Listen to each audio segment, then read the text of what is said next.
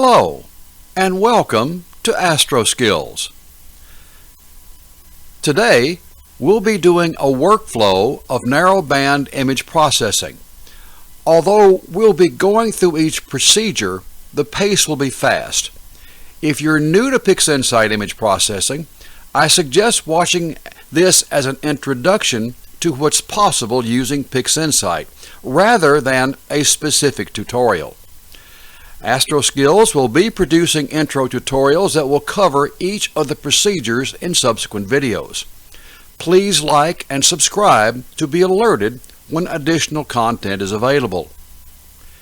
Today, we'll provide a processing video that assumes you have already properly calibrated your images following the steps outlined in our previous tutorial on image calibration in Pixinsight. Now we'll be covering 1. Image integration for calibrated narrowband frames. 2. Using denoise and deblur to improve the integrated stacks of hydrogen alpha, oxygen 3, and sulfur. 3. Using automatic background extraction within extreme nebulosity images where Pixinsight dynamic background extraction would be complex. 4. Using histogram stretch to permanently stretch the images coupled with the screen transfer function. 5. Doing a linear fit to balance the images in brightness, then doing a channel combination to create a single color image. And number 6, finally, using several tools to adjust your images. So let's begin. First, beginning with image integration, we go to Processes and then down to Image Integration. Then we want to select our individual sets of narrowband frames. We'll start with the hydrogen alpha to begin with. We'll select all the H-alpha frames. This has to be done for all 3 colors, hydrogen, oxygen, and sulfur. We'll open them up, go down to Image Rejection, and define this as Windsorized clipping, and then do it globally to integrate all of those frames. We'll do this for each one of the narrowband colors. Depending on the size, it takes various amounts of time to actually create this process. We'll take a look at the high rejection, what's been thrown out, and you can look at the low, and here is your stacked hydrogen frame.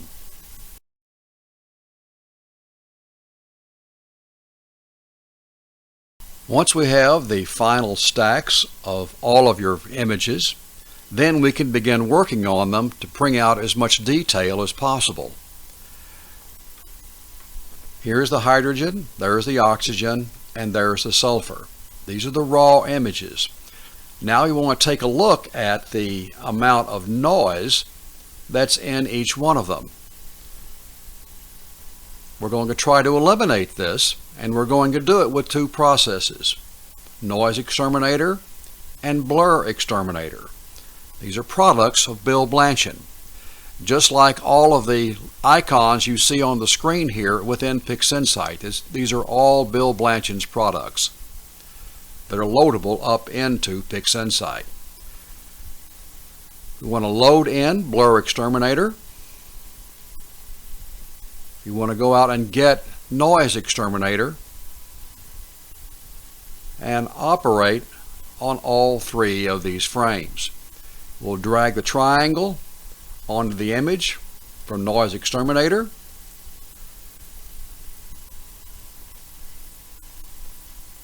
And while we can see a tremendous difference between the noise we saw before and the level of the noise now.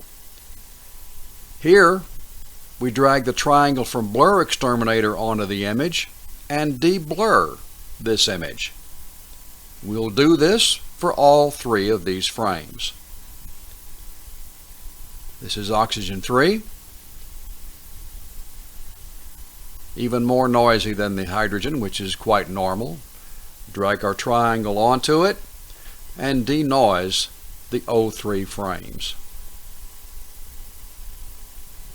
That went down considerably. Drag the triangle from Blur Exterminator onto the image and de-blur it somewhat.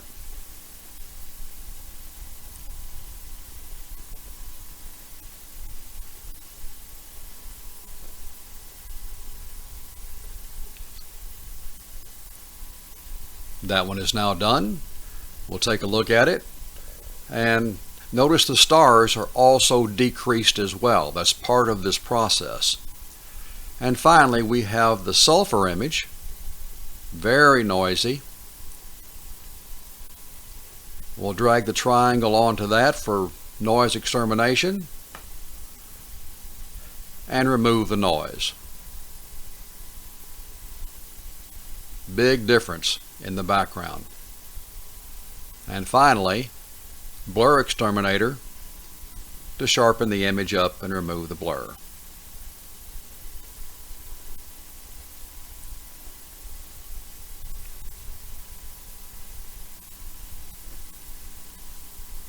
Now, these three stacks are ready for additional processing.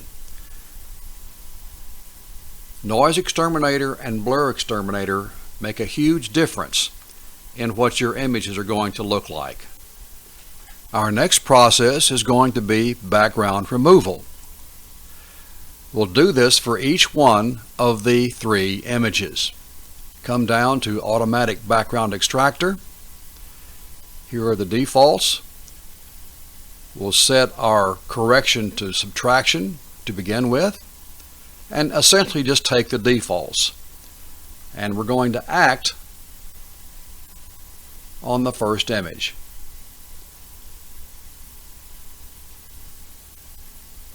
We'll change the identifier to subtraction because we're going to try both subtraction and division to see which correction process actually works best for the image.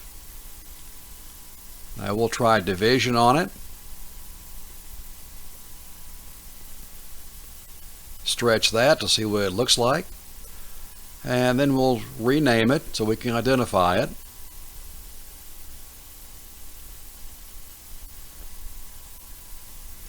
And take a look at the images to see which one we really want to use for this set of images. And it looks to me like that division is going to be the best procedure. And we will then do this for each one of the colors, hydrogen, oxygen, and sulfur. Our next procedure is going to be to permanently stretch the images. To do that, we're going to use the histogram stretch inside of Pixinsight. There is the histogram stretch screen. Call up our first image, which is hydrogen. It's black. Come down to the screen transfer function. Hit the nuclear button. The image comes up. Now to permanently stretch it, drag the triangle onto the taskbar on the histogram stretch, and then drag that triangle onto the image for a permanent stretch. Then pressing F12 to bring it back to full adjustment. Next is going to be Oxy 3. It's black. Reset everything.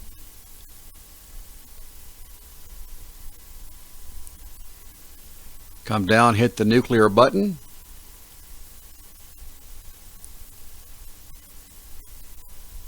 Drag the triangle onto the taskbar on the histogram stretch and drag that triangle onto the image for a permanent stretch, pressing F12. Back to normal. Reset. Minimize this frame, and finally we have the ionized sulfur screen. You want to reset that.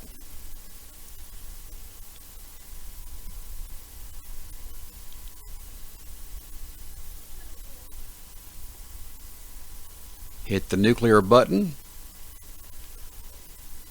Drag the screen transfer triangle onto the histogram stretch and the histogram triangle onto the image, and hit F12 for permanent stretch.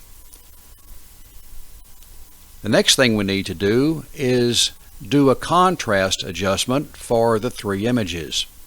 Come back to the hydrogen alpha image, reset everything again to be sure it's right, bring up our preview,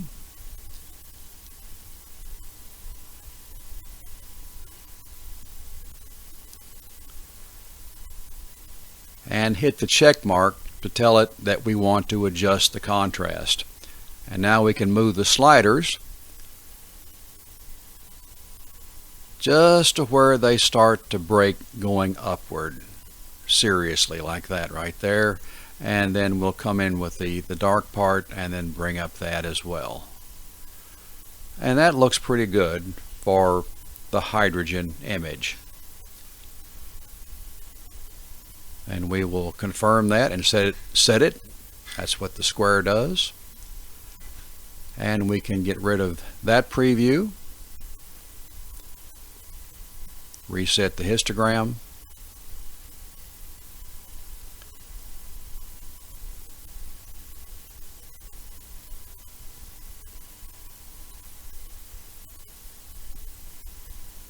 minimize that, and now we can go on to the Oxy 3.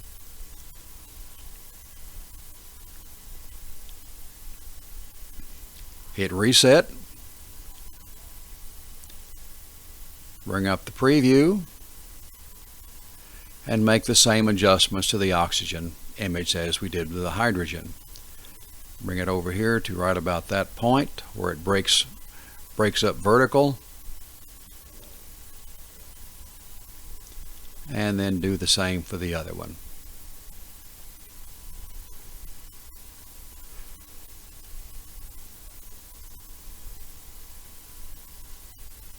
And that looks pretty good. And we're going to set it.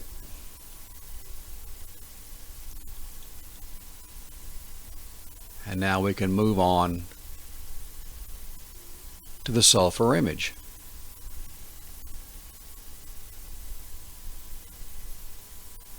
Here is sulfur.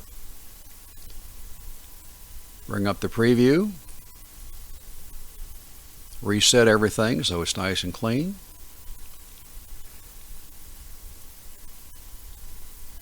And then we can make the stretch here as well. Look how much detail pops out when we do this.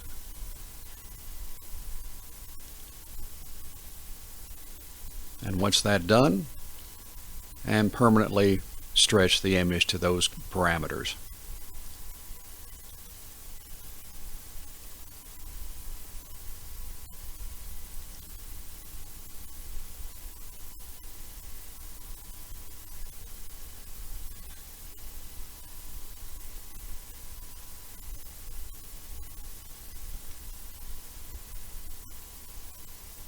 And take a look at all three of the frames to be sure that they look basically the same.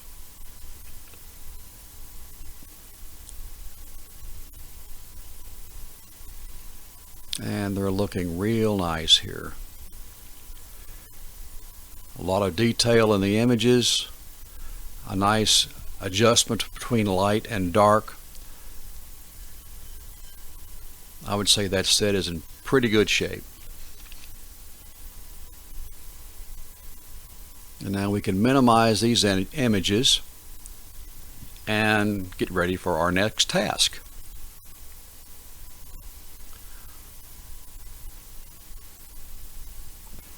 In order to ensure that all three images are equal in brightness, we need to do a linear fit. But to do a linear fit, we have to know which one of the three images has the lowest median value. To find that, we use statistics, and seen here. Under each one of the files, we come down to the median value to determine which image has the lowest median value. Kind of record that one in your head, kind of keeping track of it. And the next one.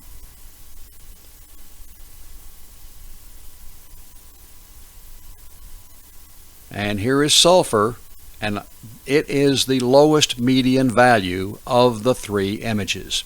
We're going to use the sulfur frame now as the reference frame for the other two images. We come back to Processes, go over and down to Linear Fit,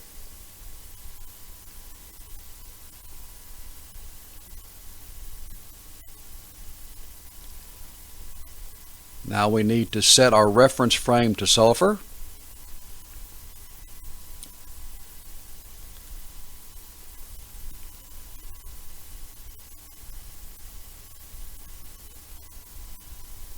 Say OK. At this point, we drag the triangle from Linear Fit onto the other two images.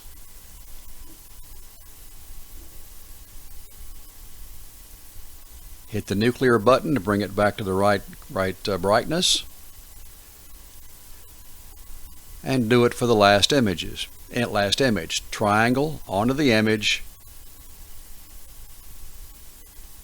turns, and then hit the nuclear button to bring it back to the correct brightness. Combining all the colors into one image, we bring the sulfur onto the red tab. We'll bring hydrogen onto the green tab, and Oxy 3 onto the blue tab. That gives us an SHO Hubble palette image. And there it is, using channel combination within Pixinsight. Once it's stretched, we come over to the Bill Blanchen's add-ins and click the SHO script. That gives us an SHO color, nice and smooth. Next thing we want to do is do a blur exterminator on the image to sharpen it up, remove any blurs from the image, and so on. It takes a little while to do these processes, but they're very powerful. Bill Blanchen's blur exterminator, noise exterminator, and star exterminator are incredibly powerful tools I suggest you get as part of your collection for Pixinsight. Once that's done, we can go get Star Exterminator and remove the stars from the image and allow us to work on just the nebulosity by itself. And we'll also work on the stars too when they get separated as well. You want to get rid of any extraneous colors in the stars and so on, because this is an SHO image and not a typical RGB image. Okay, now we have the stars separated.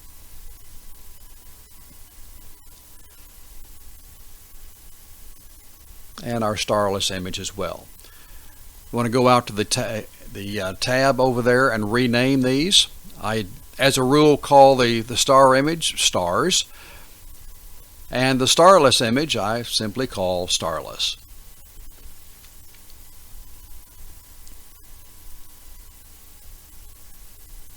Once that's done, say OK.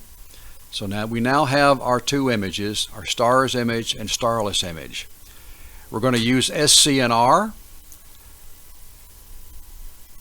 to adjust some of the colors.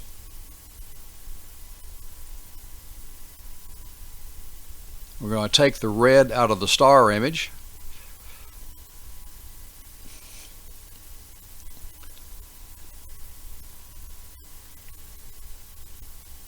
Then we're going to go to our curves transformation, hit the preview, and drag the stars down, because we're not trying to emphasize the stars in the image. Once we like it, hit the apply button, and the stars are ready to go. The next thing you want to do is to adjust the colors inside of our starless image. We'll call up the curves transformation, hit the preview button,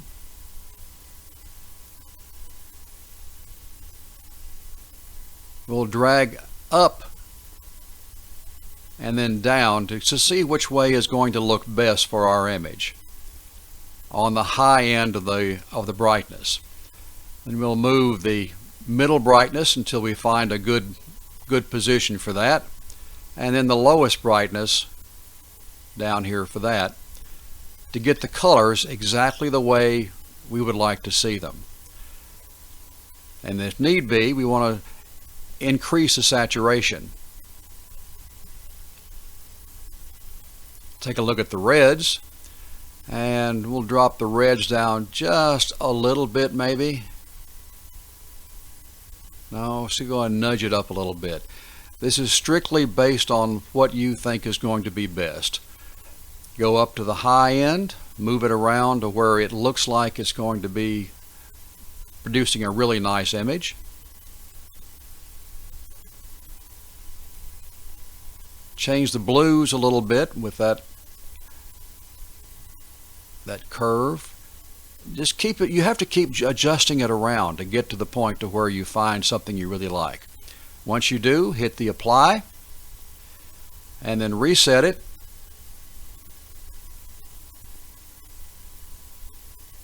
And you're good to go. So we now have a starless image and we have our stars image.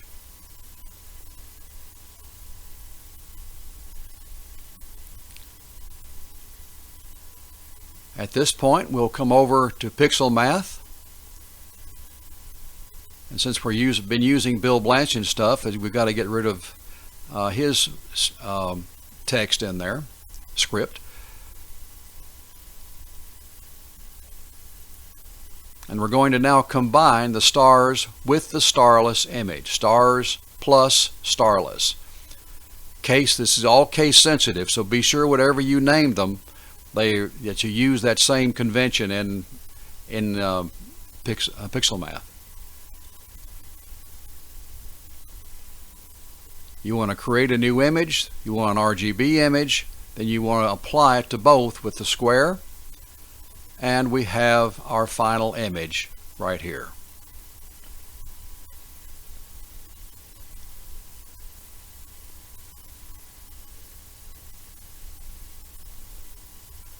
And we're done. We have created an SHO Hubble palette in narrowband.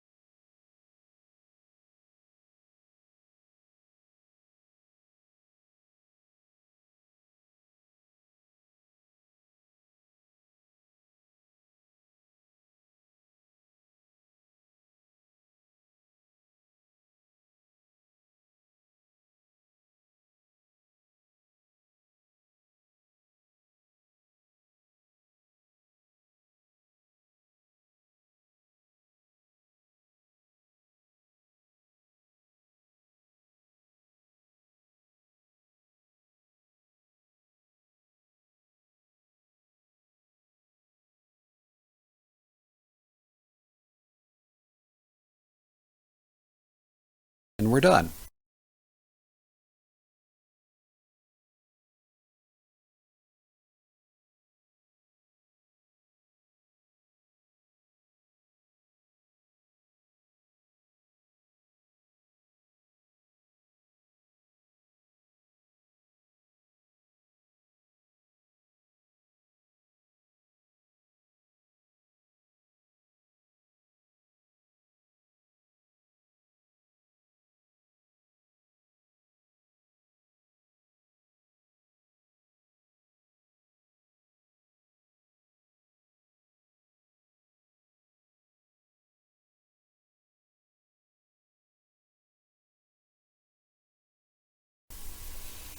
All three images are now balanced.